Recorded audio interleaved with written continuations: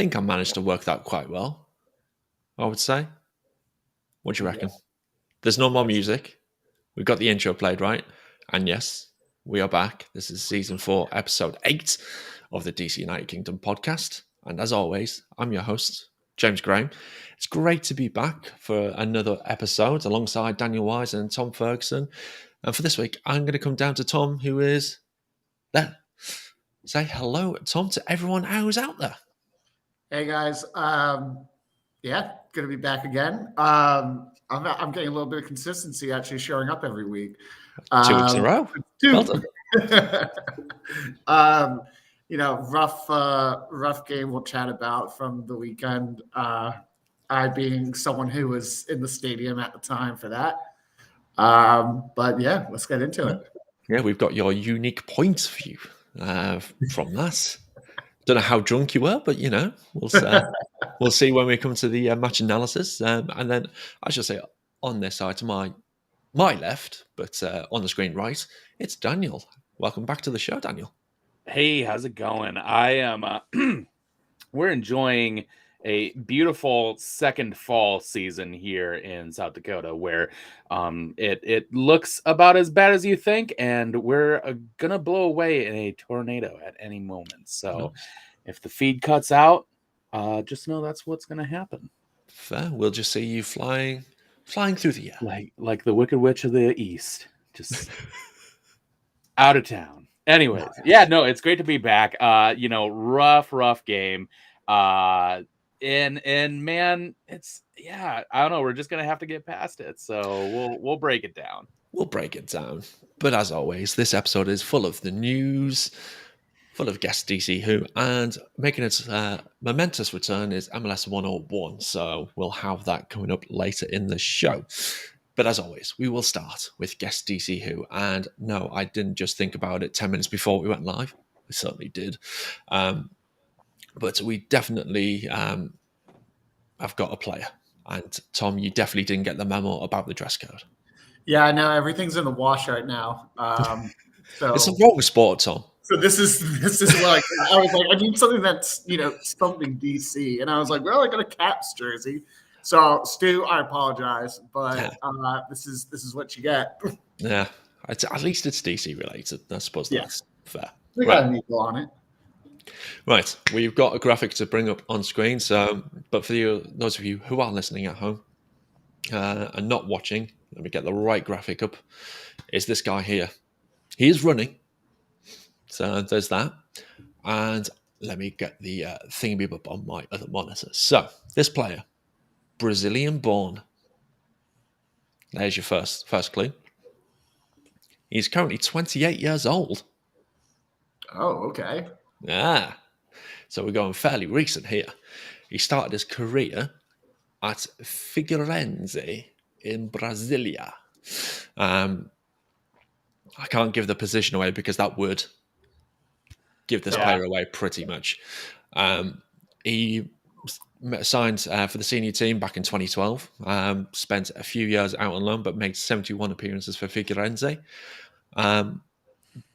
He spent time in Brazil. He spent time, from the looks of it, in Turkey for a couple of different teams. Ferencváros that's not Turkey, that's Hungarian. Before he moved to MLS in 2018.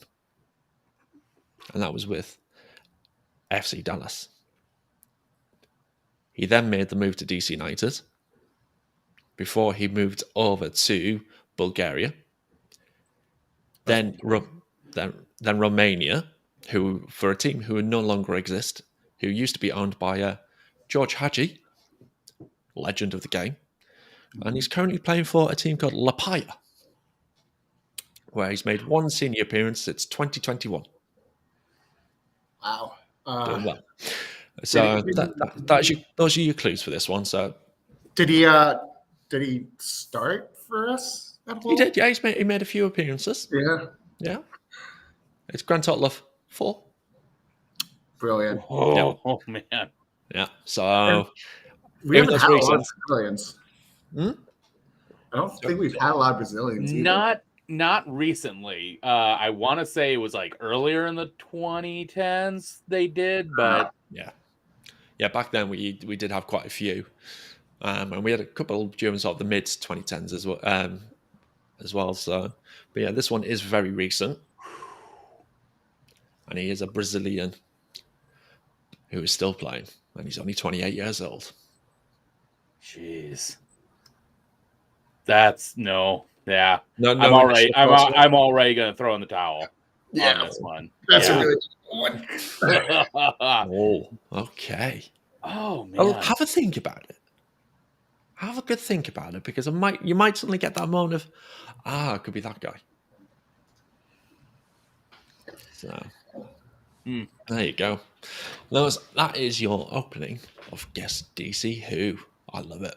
I love stumping you guys every episode when you absolutely don't know. It's just someone like far left field every time.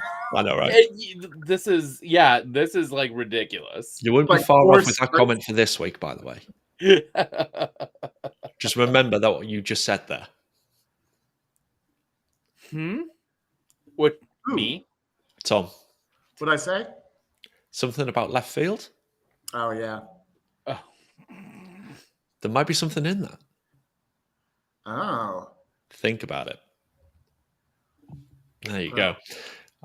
Oh, now the cogs are turning. If you're not watching on YouTube, this is absolutely boring right now. But what you can see if you are watching, cogs are turning. Steam's coming out of Tom's ears. So He's got a better chance than I do. That's fair. So let's move on to some news. After a couple of corrections on the notes, thanks guys for making my spelling of rumor incorrect after I put it correct. I mean, how was the Fleetwood Mac album spelt? I'm just calling it like my computer sees it. Yeah. The computer's wrong. But we do have a transfer rumor since the last episode, which is apparently we're close to signing Venezuelan goalkeeper Rafael Romo. He is a freebie because his contract is due to come to an end very, very shortly. And he's also a former teammate of our head coach, Hernan Lozada. And it looks like he's being potentially brought in to compete with Bill Hamid. He's at that kind of level. So, guys, what I want, and he's going to replace the Kempinator.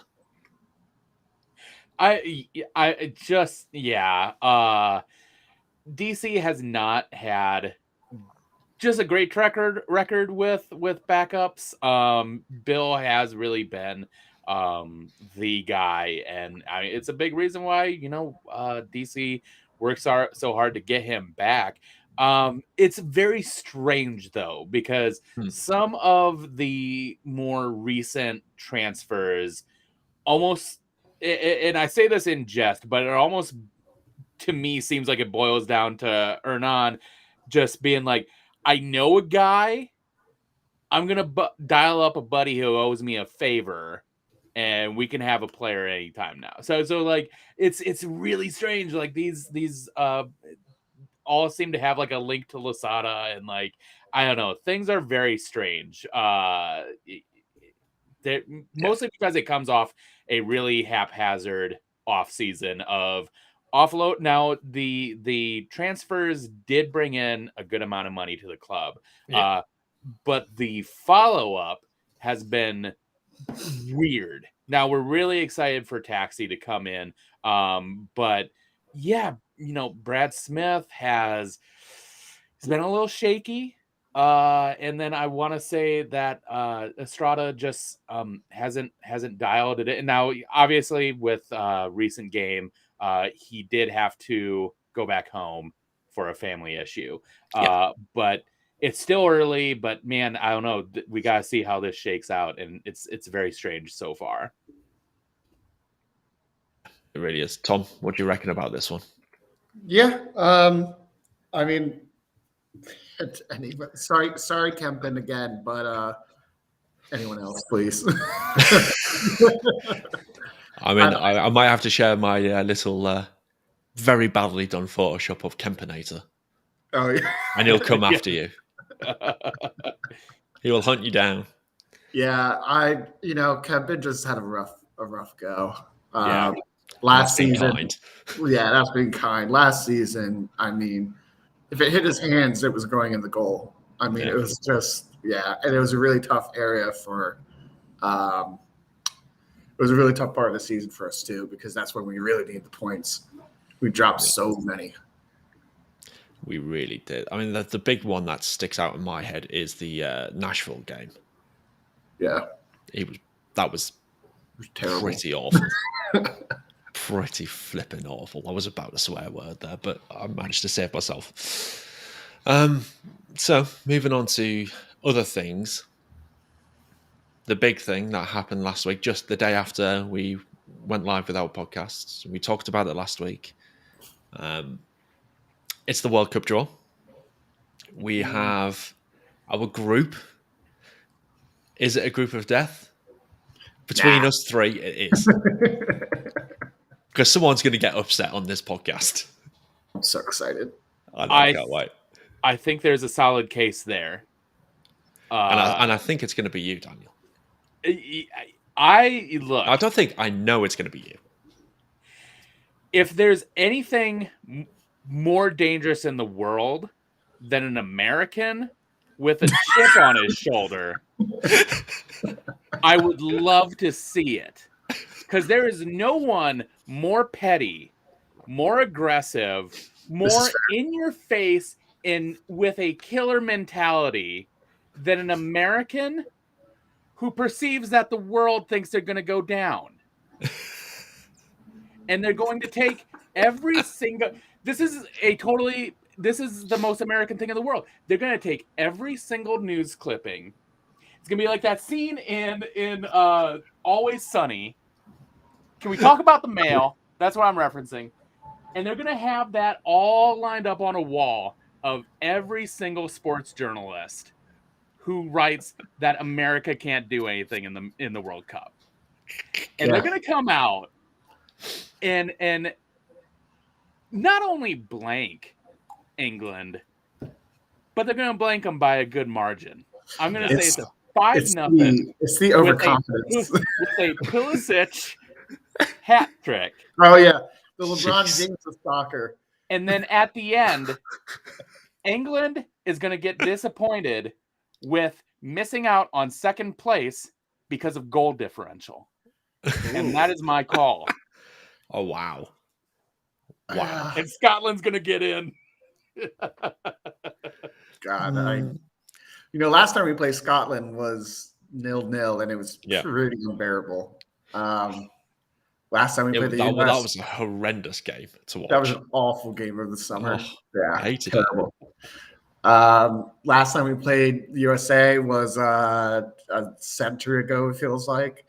I don't think there's anyone on that US or that England team, maybe. No. Probably there's no not. That US team that was on that team beforehand. And that England team was pretty bad. Robert Green, goalkeeper. The last time we played USA in a match, whether it was friendly or... it was a friendly, and it was 15th of November 2018. Mm-hmm. So it was not even 4 years ago. It was 3.5 years ago. In that team, I'll give you guys a little bit of a rundown. In goal, John Pickford. Nice. Trent Alexander-Arnold. Yep. Oh, okay. Michael Keane.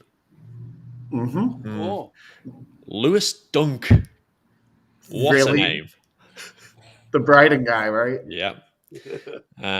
Ben Chilwell. All right. Oh, yeah, good. Yeah. Harry Winks. Mm-hmm. Fabian Delph. Oh, man. Dele Alli. Dele Alli. Jadon Sancho. Nice. I'll take it. Callum Wilson. He must have been like 17. Yeah. And Jesse Lingard. Oh yeah, okay. That's not my favorite lineup. And then for the Yanks, for the Americans, Brad Guzan. Great start. Villafania. Yep. John Brooks. Yep. Yeah. Matt Miazga. Oh yeah. I do like him. I think Yeah. that clip of him with the Mexican. Yep.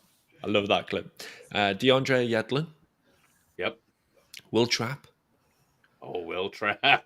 Oh, yeah. Will Weston Trapp. McKennie. Yep. Yep. Timothy Ware, Okay. Oh, man, they were babies. Julian Green, Yep. Nice. That's a good one. Christian Pulisic, Mm-hmm. and Bobby Wood. Bobby Wood. Yeah, And the scoreline? England 3, USA 0. Oh, tough break, mate. Here's the thing. Look, America in 2018 is a different America than what exists now. And our golden generation, they were babies. Hey, they were young bucks, fresh on the field, and I look, you gotta get they gained experience. They've dominated Mexico in every major result, except for the most recent one. But that wasn't a major result. Anyways, they have won trophies. They've been stacking it. And when the World Cup comes around, it's going to be a different story. No. Yeah, no. Sorry. I appreciate the confidence. Yeah. Oh, that's all we. That's what your country has. Spades. Yeah, everyone is like, "There's no way England can beat America." Da da da, and I'm just like, Yeah. Right. Yeah, I'm sure. Yeah. Smash them. Just going a little bit off topic and not on the notes. Have you guys seen the goals going in the Europa League this evening? Yeah, I was definitely working. I was working and definitely not watching. If my boss is watching this right now, I saw Payet's goal, and man, that's something you try to do with FIFA. I mean, that's absurd. The moment he hit it, I was like, "That's going up for 90." Yeah, it was literally corner comes in. Payet is on the edge of the box, probably 20, 25 yards out, I want to say.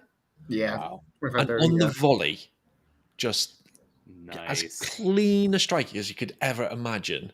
And it just looks like the ball is just start, and it just takes off, and it just hits into that top bin. It's one of those shots where like the ball doesn't look like it's spinning at all. It's just it was perfect. It was. And then Frankfurt's opening goal against Barcelona. They're actually showing them on my TV right now. Top 5 goals. Concentrate on here. Yeah. But Frankfurt's goal as well against Barcelona was another stunner, because that was again from a corner, gets headed out, and then what was it? Ansgar Naf? I can't remember his last name. Just chests, volley, straight into the top corner. Beautiful goal. Yeah. The Europa League is putting the Champions League to shame, because the Champions League goals are okay this year. But Europa's been actually really great. Yeah. Just shows you the quality in the lower competition. There we go. There you go. Stu, again, thank you for this little comment. Honestly, really psyched by USA versus England. Potential for an amazing match between two squads of youngish talent. Yeah. And you got players that play together who will be facing each other. So I'm excited for that. Yeah, absolutely. Right. We need to come to that time where we look at that game from the weekend, that tough game. We've got a couple of things about it. I mean, the first thing I want to say is the big news out of that game, the good stuff, which was that I'm just going to play a little clip. And again, appreciate all the support. We have got DC, UK watching in the United Kingdom tonight. Yeah, that was thank you, Dave. Thank you, Dave. That was a lovely moment. But other than that, not much else went really well. I mean, I thought we played quite well in the game. I thought we deserved to get something out of it. There was some really good forward momentum. I thought Atlanta were incredibly lucky, which we will take a look at another clip very soon about their goal. But Just to give you the rundown on the stats, if you again not watching on YouTube, they are up on screen if you are. But as you can see, the score was 1-0 to Atlanta United. Possession-wise, 42.8 to 57.2%. So we were outballed in that sense. Shots 10 to 14. On target, though, was only 2 versus 3. So quite even there. We were offside 4 times versus there once. And then the refereeing performance, which I want to ask you guys about, 20 fouls to 12. So 32 free kicks given in this game when he averages 22. Yeah. So, Yeah. yeah. And then expected goals was half a goal for us and 1 goal for them. So really not many chances created or clear-cut chances, but, it is what it is. So first thing I want to obviously tackle is the refereeing performance for me. I thought it was a bit appalling. I don't know what you guys thought about it. The game, it never really had like a flow. Yeah. There was the ref was so whistle happy that like everything was just being stopped, and it's like, oh, like it's more like NFL football at this point. Like it's so many stop balls. It's just like let them play the game. Yeah, I thought ref performance was pretty bad. It was. Daniel, I mean, obviously, Tommy, you were at the game, so you got to see it firsthand. But Daniel, you watching the broadcast like I was. Yeah. What did you make of that refereeing performance from Armando Villarreal? Yeah, it was just not great. It, like Tom said, in to a degree, it kind of lost me a little bit because there was no flow that was happening in the game. That it was a tough watch, and I think at a certain point, like, it was kind of easy to tune it out because it seemed like, every so often the ball was stopping and just was not making it happen. And so, yeah, we have these issues, it always happens. Just like, we have a game, or a couple games where everything kind of flows really nicely. No, not a lot of calls. But then, and that just sort of happens with referees, where you just get different people who have different tendencies. And that's just what we saw. Just a poor game on that end. Yeah. But on the flip side, on the good side, Durkin made his second debut from the start as well, which was a bit of a shock. Flores dropped to the bench. Obviously, he was playing internationally. There's no great loss for him not to start after his recent performances for the Black and Red. What did we make of Durkin's performance in the game? I mean, I thought he was great, actually. Probably one of the best on the field that game. I mean, there wasn't a lot in terms of, quality out on the pitch, but he had his own. I remember he had a tackle in like our final third that was just like absolutely perfect, and then he dribbled it up through the middle, up past the halfway, and created a chance. He just brought some extra life into the game. Yeah. And that's sort of the issue, is where some of the life seems to come are those attacks up the middle. I think we're seeing how much of an impact Gressel makes as a player in sort of, he's had a rough run of form in recent games. Just, through a knock and just, not being 100%, kind of losing that is really tough. And so, yeah, I'm excited for Taxi to come in and maybe he sort of adds a spark to it. But at the same time, there are pieces in that attacking portion that just can't seem to come together. Looking at Flores, looking at sort of like that third player in support up top, who we're just not really seeing it. So, midfield seems to be fine. Wings, not so much. But I think once Gressel comes back on, he'll be putting those balls in. But no, we're just, it's a team that is sitting at 27th in terms of goals in the league.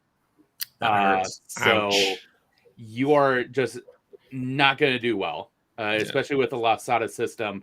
You can have all the risk in the world, but if there's no potential for a reward, then we're going to lose games. And that's the rough part of it. At the risk of sounding like Michael Owen, if you don't score goals, you don't win games. That's what my dad does too.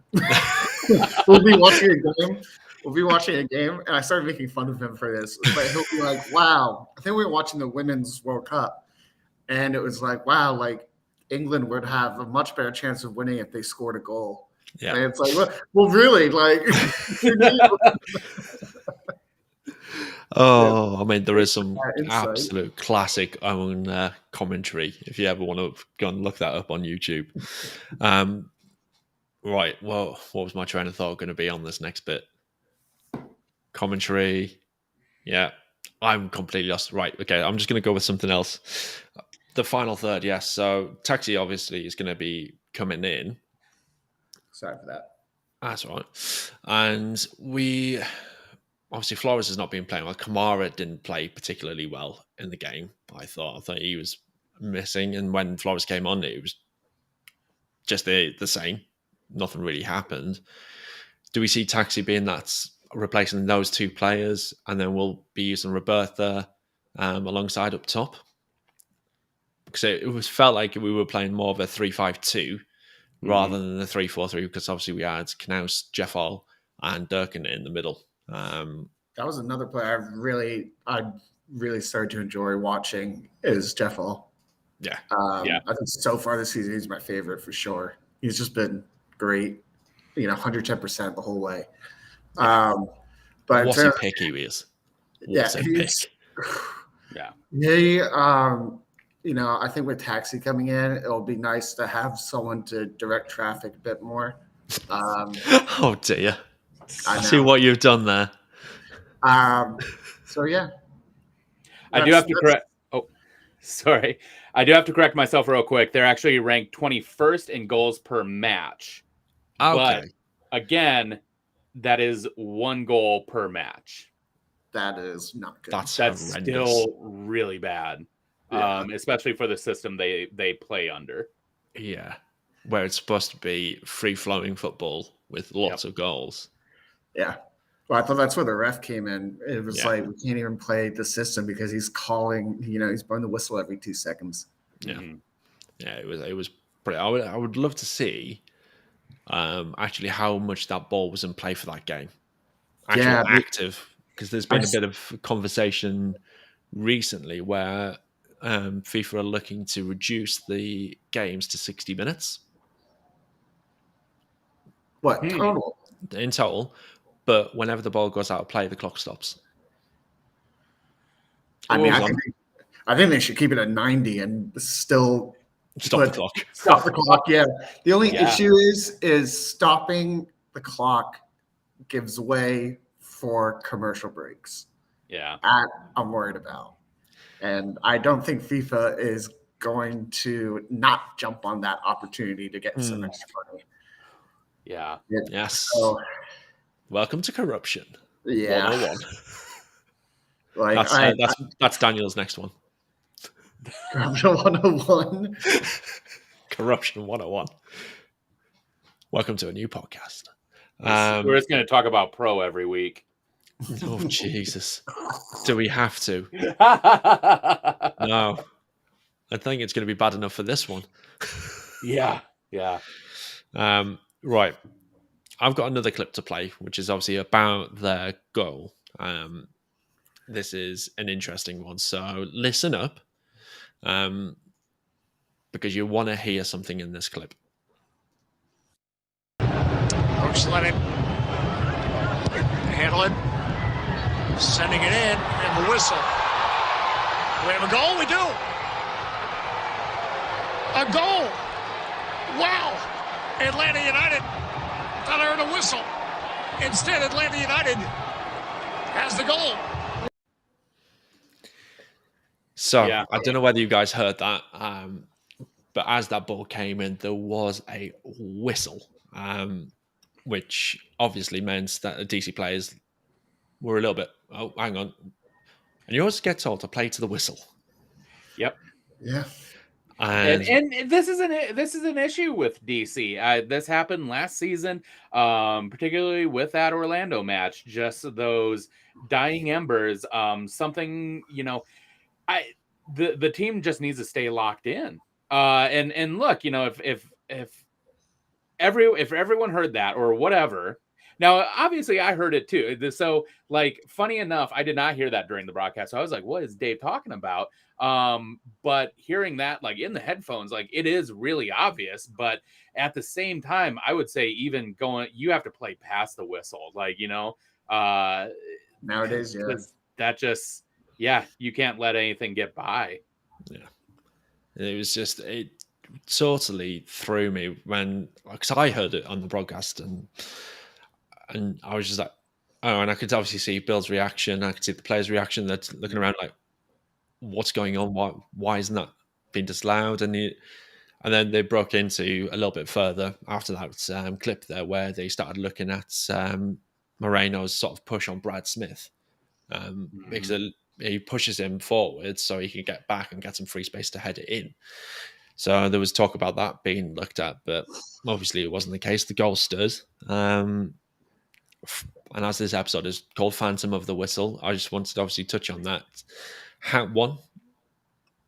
Did DC need to play beyond the whistle, which is what you said there, Daniel? But two, where the heck did that whistle come from? Yeah, I mean, I didn't hear it in the stadium, and I was sort of on. I want to say that it must have come from the side because the other side of the stadium is where they film it. So I'm wondering if it was near the camera and that's why it was picked up. But like people on the field definitely heard it.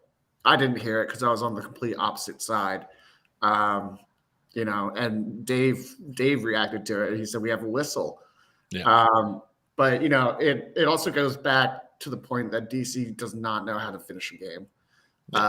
Second season in a row, we're still doing the same things, letting in stupid goals right at the end of the game.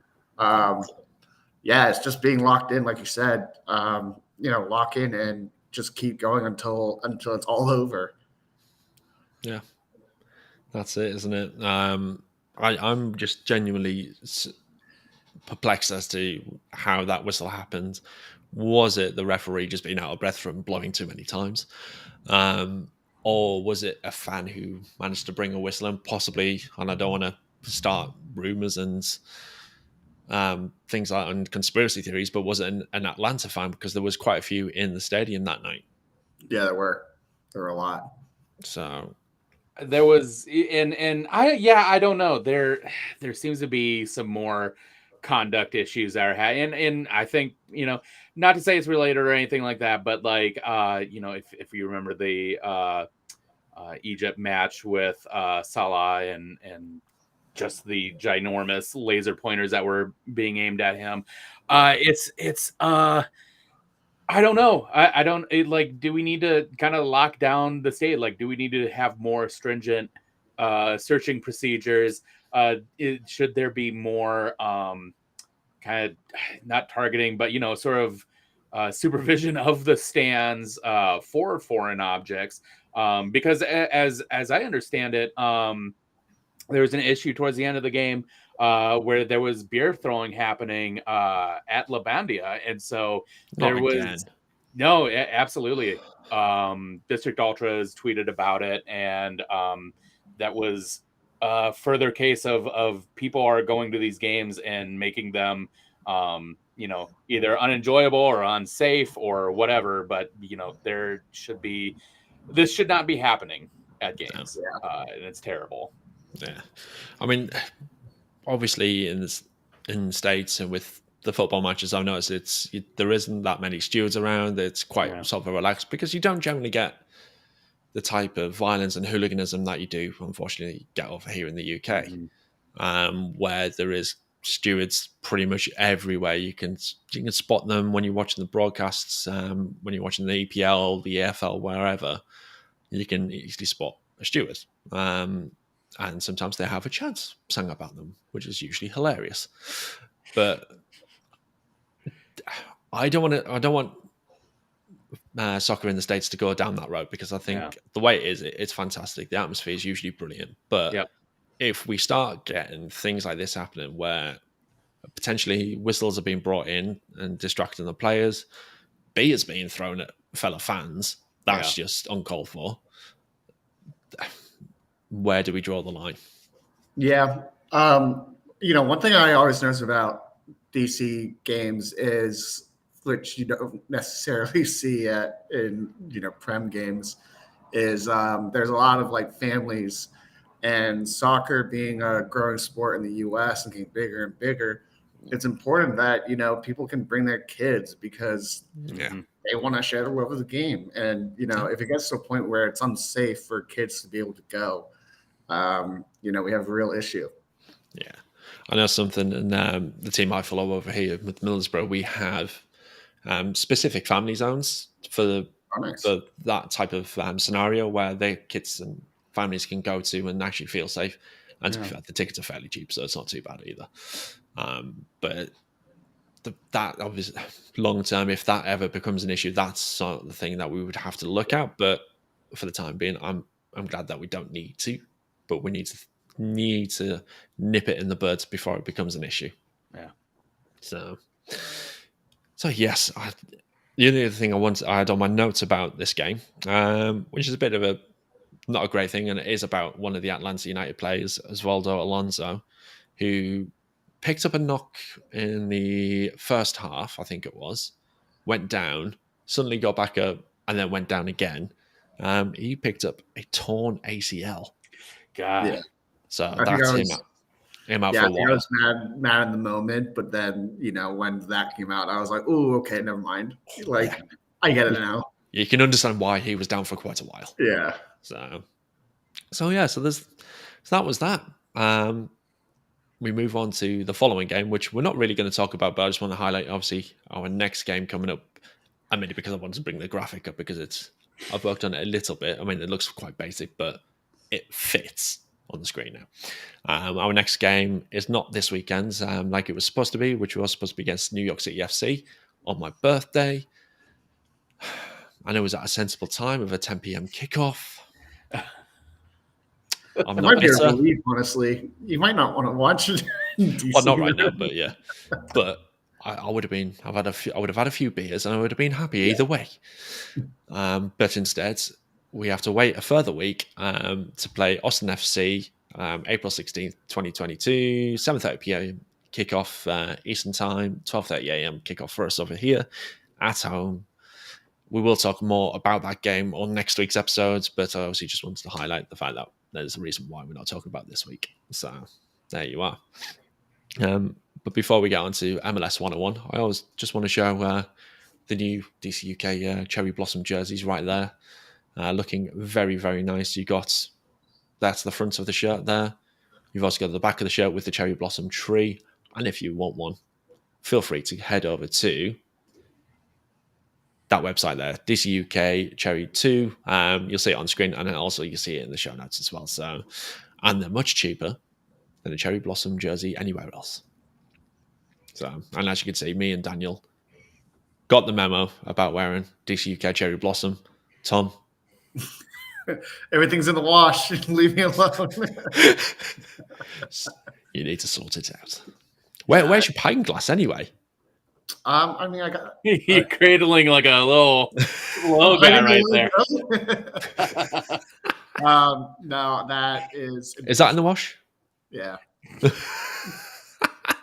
This has been a very long week. I apologize. Oh dear, buddy, that was my week last week, so I totally get it. Yeah, I was just like 10 minutes before this. I was like, oh, I don't have any of my stuff. I was like, whatever, just throw something on that's red. I mean, at least it's DC related. Yeah, exactly. We'll give you that. Right. Shall we move into some MLS 101? Shall I roll the clip? Let's do it.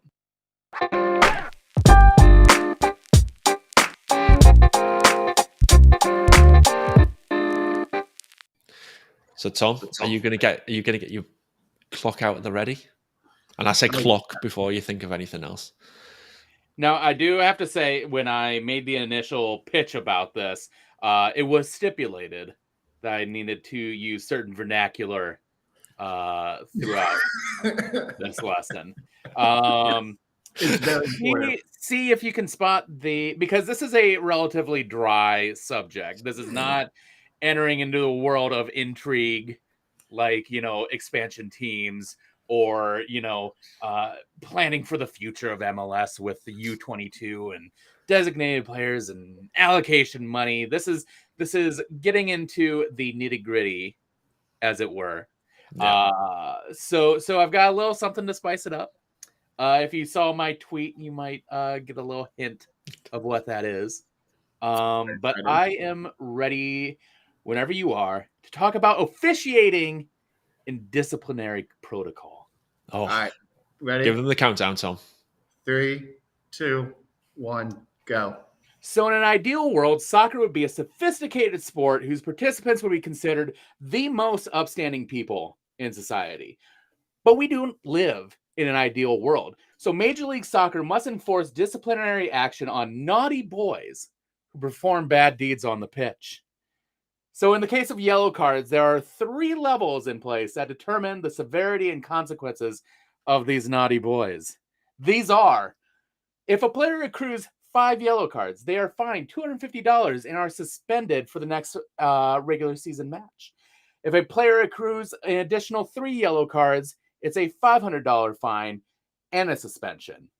If there are 3 yellow cards on top of that, 11 total, it is a $750 fine and suspension for the next regular season match.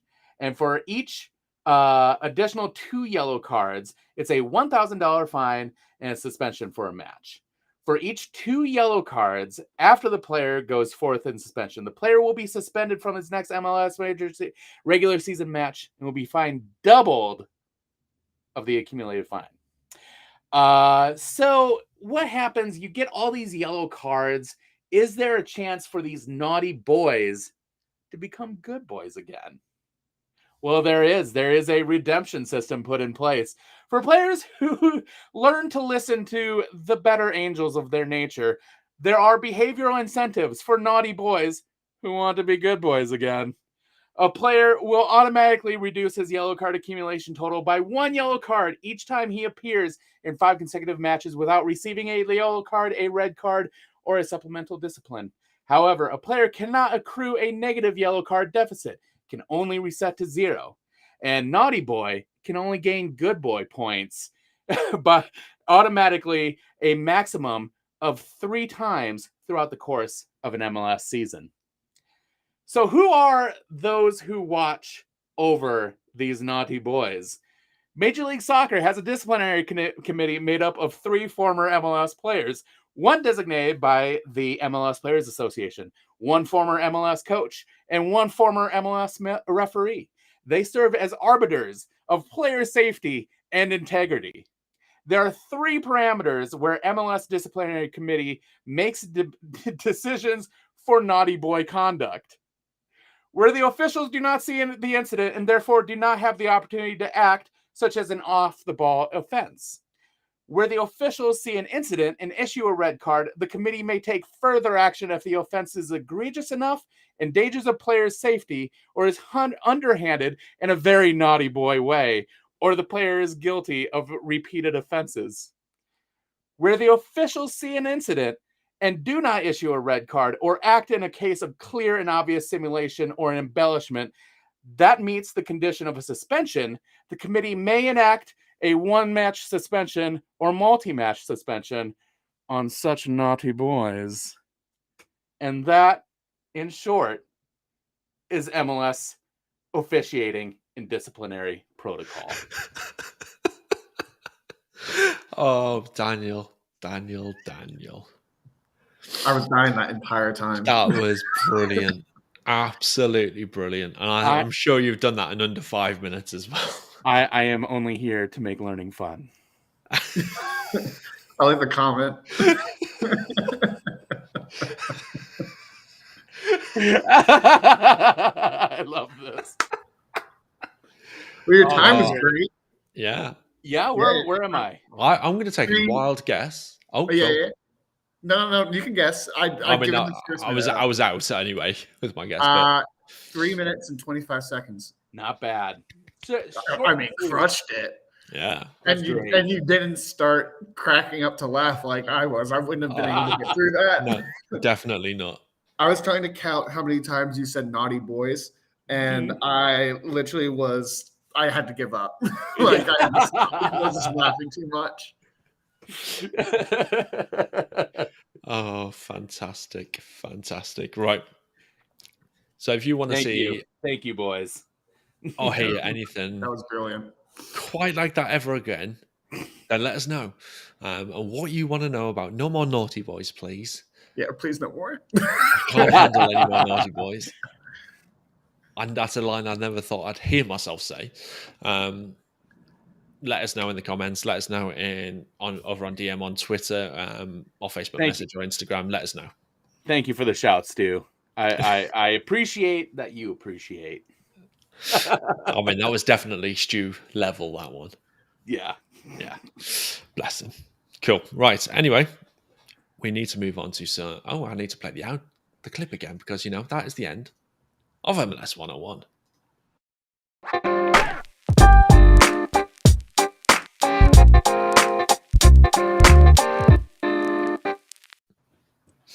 So, fan question time now. We've got a couple come in. I say a couple. We've got a few, actually. Just make sure we've got nothing else come through on Instagram as well. Let me check my phone quickly. Bada bing, bada boom. Yeah, nothing but Hernan seeing the story. That was good to know he's checking in on my Instagram stories. And he sees my posts. I think someone replied to your Twitter post. I did get that. I've got that duly noted. But he's just texted me to make sure. Bless him. It's coming up shortly, so don't worry. I've no idea what it is, so I'm excited.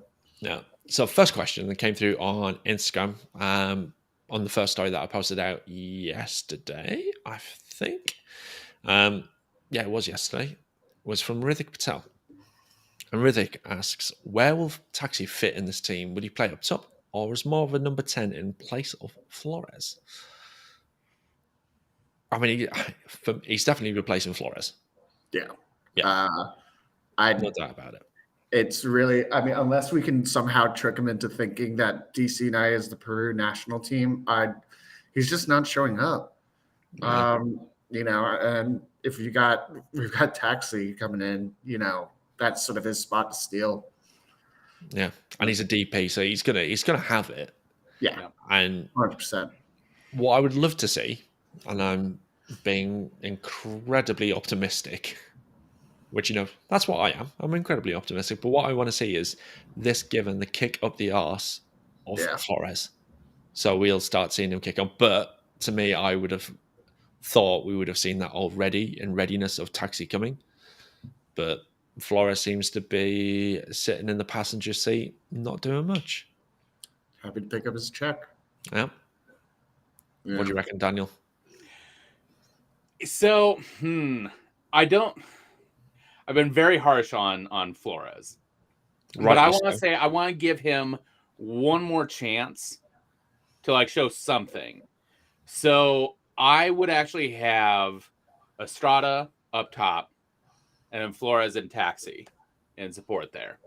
That'd be cool. I think give it one chance there to say, hey, if we set this up this way, and if you can make it work with Taxi, with Estrada, then let's rock and roll.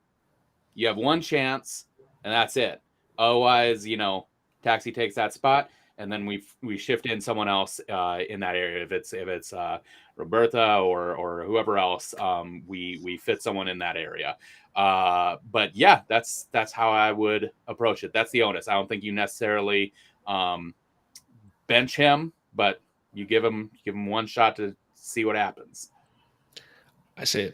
For me, I would like to see him be replaced, because you look at the central midfield and Tom's been crying for a number 8, as we know from the start of the season. For any We've team. got that with Durkin, but I really enjoyed seeing Knaus, Durkin, and Jafal in the center of that pitch, because that suddenly meant we had a lot more control of what was happening in the center of the pitch.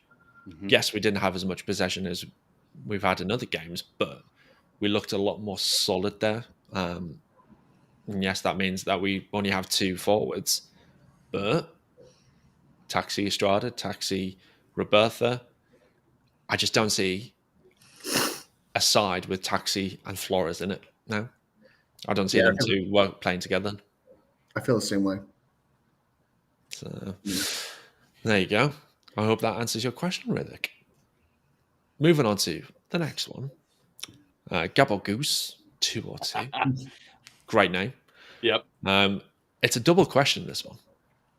All right. We've had Rooney. Who was the dream retiree for DCU? No one.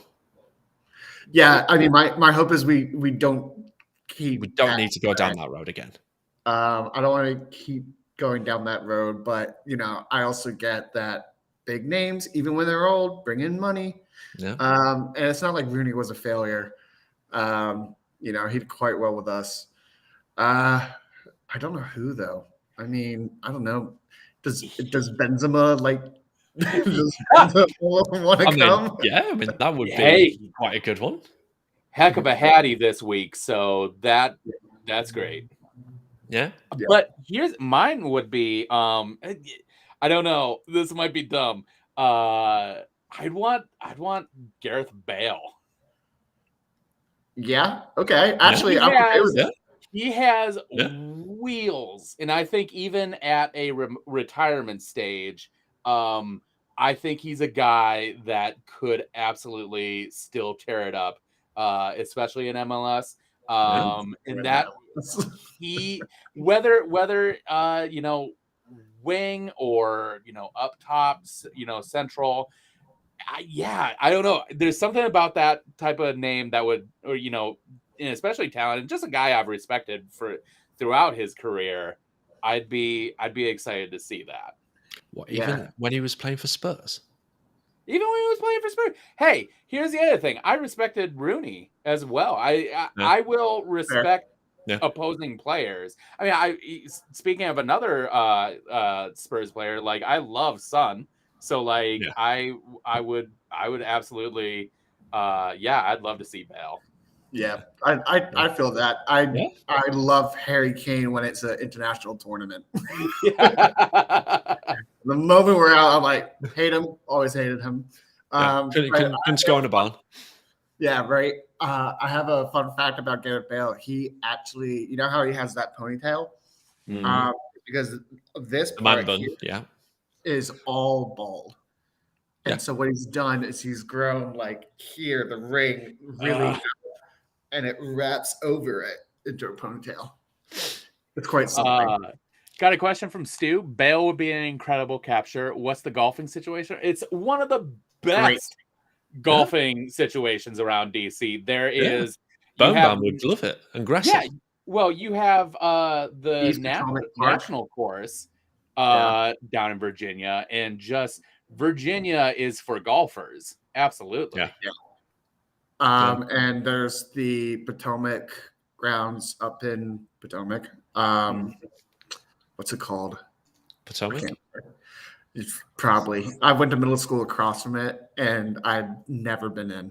But Obama's played there, so there we go. It must be decent. Yeah. Actually, now that I think of it, I think National is in Maryland. They kind of overlap, but it's all south of DC is just that's the holy land for golf on the East Coast. There's a lot. There's Congressional. Thank you, Heather. That's what it's called. Yes, that's it. So the second question, let's bring it back up on screen, is who was the best player not in the World Cup? Mo Salah. Yeah, I mean, yeah. He's kind of had a season that would put him up to, best player in the world right now. And I mean, if Messi can win Ballon d'Or and not win a tournament for a long time, then why can't Salah? Yeah. the thing, I mean, I feel bad for Salah, even though he plays for Liverpool. Just going back to the laser pointers, that's quite a way to not qualify. Yeah, feels a little bit like cheating. There's two things that I was really disappointed by. That was obviously one, the fans doing that. Yeah. That's always disappointing. But two, why the heck the ref didn't do anything about that? Right, we should have stopped the game. Yeah, just stopped until and then announcement come through on the tannoys. Yeah. It was wild how many. I was like, okay, this has definitely been planned because everybody has one. Everybody this season's got one. Yeah. So, are we all in agreement that Salah is the best player and not at the World Cup? Yeah. Yeah, I would have liked to see Nigeria go as well. They always have very cool kits. Yeah. I mean, they still do. They don't have to be at the World Cup to not have a cool kit. Very true, but I like seeing that. Although Ghana's got pretty amazing. Senegal usually have decent ones as well, and Cameroon. So yeah, looking definitely solid though. Is the big miss. You agree, Daniel? Yeah, absolutely. Yeah, cool. Did you see that question from Twitter? The one that I'm about to bring up next. Cool. Yeah. Yeah. Right.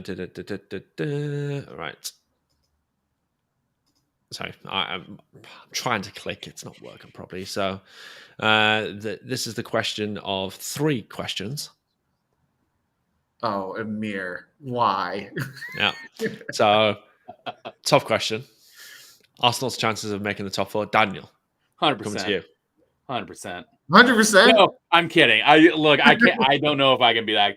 They have a heck of a schedule coming up at the end. They have Chelsea, Tottenham, Leeds, Manchester United. So that's going to be a really tough haul for them. You're probably going to have the London Derby squeezed into the last week.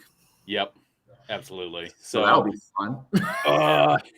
And 50-50. It's so tight at the top there that any result can kind of shift things anyway. So it just depends on how all the chips sort of fall. Yeah. I've got this horrible gut feeling that both of our teams will end up in Europa next year. Probably. But at least we'll be there together. Man United it's just terrible. Arsenal, Tierney's out for the season. Yeah. That's a Partey looks like he's going to be out for nearly the whole season. Mm-hmm. And Nuno Tavares just looks like he's never played the sport in his life. He got subbed off at halftime, and the game before that he got subbed off in the 30th minute. Which is just like, it's pretty bad. Oh, I didn't even tell you guys. I've got my friend Jose, who is an Arsenal fan. He is moving into my place. So now I'm gonna have Arsenal propaganda hung up that I'm gonna have to see every day. I'm okay with it. It'll take an adjustment, but it's okay. I've just seen a comment coming up on Twitter on my feed. And I think it's about the previous question we've just had because of the dream retiree. We've had it's your mate Emu Paz coming in and saying Neymar is the dream in his book. Oh, okay. But Rooney started to trend. Maybe we see the likes of Sterling, Vardy, or dare I say Kane. Please not Kane. I would love Jamie Vardy. Yeah, Vardy would be great. Oh, yeah. That'd be Rooney 2.0 there. The MLS defenses up. Yeah. Yeah. I wouldn't want Harry Kane. I would just find it so hard to support the club. Why? Because it's Harry Kane. He plays for Spurs. But he came from Arsenal. So? That doesn't help me. True, yeah, it doesn't. Neymar would be cool, but oh man, we'd have to start a GoFundMe to pay for him. Well, there's that, and he'd probably be off the field with his sister. I'm just Yeah. gonna use that one there. Every time her birthday comes around, he gets like a 2-month injury. Yeah. Yes. Like, Yes. we all know. Yeah, we all know what's happening. You don't have to just get injured. You could just ask for a birthday off Yeah. and give her a it's special present. absurd. But yeah, that could be a good he'd be really fun to watch actually. He would Yeah. destroy people. Yeah. He would always be rolling around on the floor the entire time, and it's Well, just yeah, that's his entire career. yeah, it's true. It's- Right, let's move on to the second question on the screen here, which is Pep to Brazil rumors. Chances he goes and chances on winning a World Cup there. Oh, I've not seen anything about this. I've not seen that either. 10 million pounds per year. Wow. Yeah. I mean, I'd go for that. Yeah, I was gonna say I'd do that too. Yeah. I'd go for £10 a year, to be fair. Yeah, that would just be All expenses paid, though, obviously. I bet he doesn't. No. I mean, I would love it. I need him to leave Man City because it's just like unbearable at this point. But yeah, I don't see it. He loves the glory too much. Just winning piddly national tournaments just would not. It would not stoke his fire. The guy is made for league competition. Yeah, I think he'd get bored. Oh, for sure. He'd be bored out of his brains not playing week in, week out, I think. Yeah. Let's move on to the last question then. Favorite DC United defender of all time? The original Shreddy Eddie. Eddie Pope. The original? Eddie Pope. Ryan Absolutely. Nelson? Pope is a legend. It's very recent, but I'd say Frederick Brilliant because I just like to use his name. At least get the accent. Frederick Brilliant. Brilliant. Yeah, I just like to use his name a lot for any joke. So otherwise, I'm not too partial with most of them. Yeah. I mean, for me, Eddie Pope is up there, obviously. Ryan Nelson, mainly because he played over here with Blackburn Rovers. And who was the other one I had in my head? To be fair, Steve Birnbaum. Yeah. Mainly because he's been on the show 3 times now as well. But a little bias there. No, not at all. No bias in there whatsoever. But it's Jeff Goose is in that as well. Great shout. Yeah. Yes. That's not a bad shout. Yeah. Oh man. Who else we got? Jeff Goose. Tony Alfaro. Yeah. No. It's all right. Oh, that was a joke. Yeah, I liked him for a couple games last season, but Bobby Boswell. Bobby Boswell's a cool one. Yes. And just in terms of a raw story, Chris Adoy had some just what a story with that guy. And we have to think of Mora and rough run in certain regards, but just a player I know a lot of the DC United community really liked. So there's some solid names. Donovan Pines. I mean, again, kind of a rough go, but still a pretty well liked player, I think. So but Eddie Pope is he was incredible. I don't think we can, Stu's come up with a good third one there, but I don't think we can say all time just yet. He's had a good start, but that needs to be consistent. Yeah. Taylor Camp. Yeah. And to be fair, we've forgotten about our favourite backup secondary commentator, Devin McTavish. Oh, that's right. Yeah. Yeah. Good shout. Great shout out for him there. Yeah. Who else we had there? Let's just have a quick look on the list. I mean, Brendan Hines-Ike, I'm really enjoying watching at the moment. He's been a great addition to the team. Who else is there? Yeah, for me, those are the sort of the names that Oh, I Mike to stick out. Petke was on that 2004 team Yeah, that won the cup. Yeah, man, yeah. there's some names We've there. had some good defenders over the years, Yep. to say the least. So that is the end of the questions, which means it's time for your guesses on Guess DC Who. I already know mine's wrong, but I'm sticking with it. Okay. Who was your guess? So I don't know if he ever actually played for FC Dallas, but I know he only played a few games for us, and that's the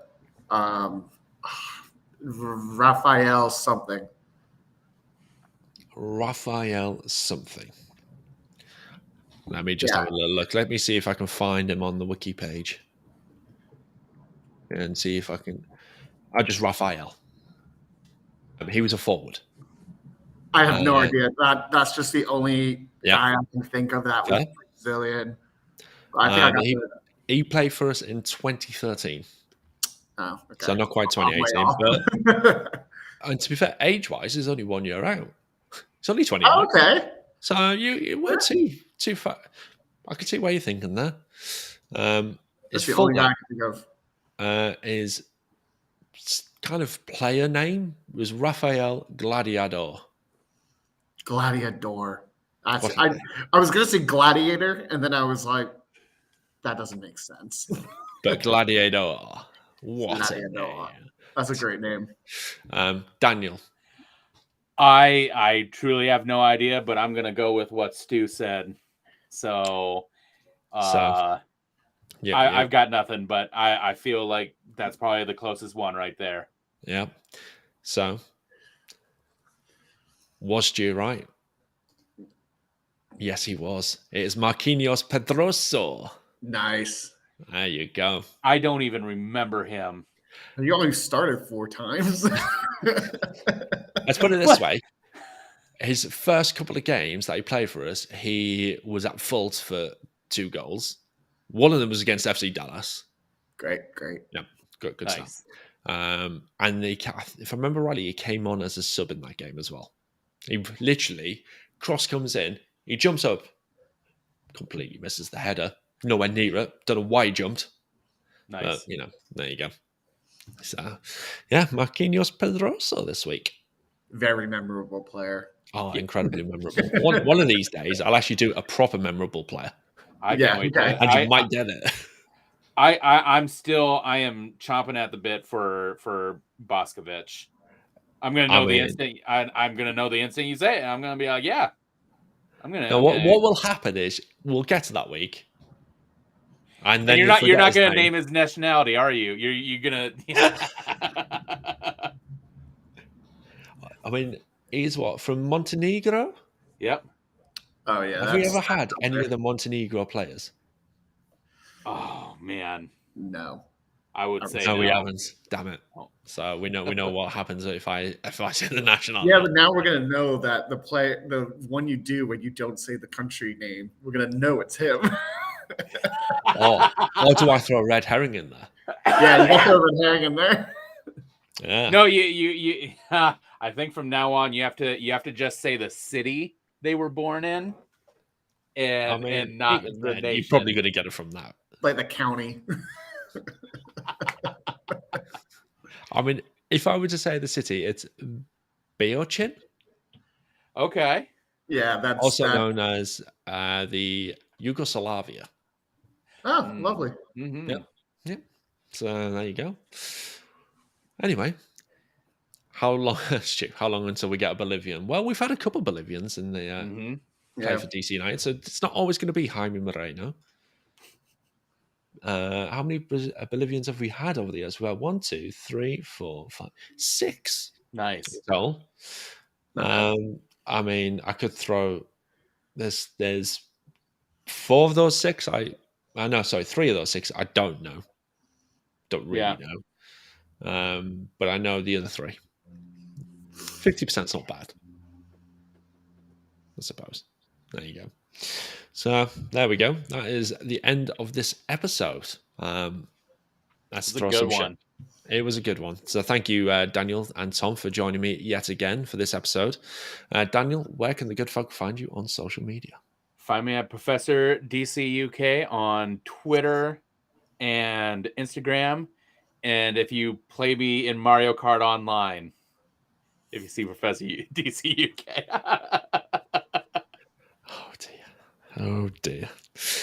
Anyway, Tom. You can find me on Twitter at Snitch McConnell, where I tend to complain about footy and the American government. So Yeah. It's always lovely. fun to complain about that, isn't it? Yeah. And from myself, DC United Kingdom on Twitter or DC UKFC on Instagram. And as always, like every week, we shout out about the DC United Kingdom membership. Come and join us at DC UK. It's just dcunitedkingdom.com/membership. These two lovely gents are in it, along with Stu, who's been up in the comments, and Heather as well. So come and join us. It's a barrel of laughs. We have some good banter. We have some great things going on. And game days are always a blast. So come and join us there. As you'll spot, the two wise men. See what I did there, Daniel? Yeah. See what I did there? You can get yourself some lovely merch. There's a couple of ways you can do it. And I suppose the easiest way of doing it is just head to buy.link/DC United Kingdom. The links are in there, as well as the show notes, as well as the membership link, actually. So get on that. And don't forget, if you're not subscribed, subscribe to the show if you're watching on YouTube, or click subscribe if you're watching on or listening on your podcast provider of choice. And don't forget to like it as well. And that's it from us. Any final shout outs before I randomly click the outro? Before I get cut off. Before you get cut off, Daniel? Anything you want to shout out? Shout out to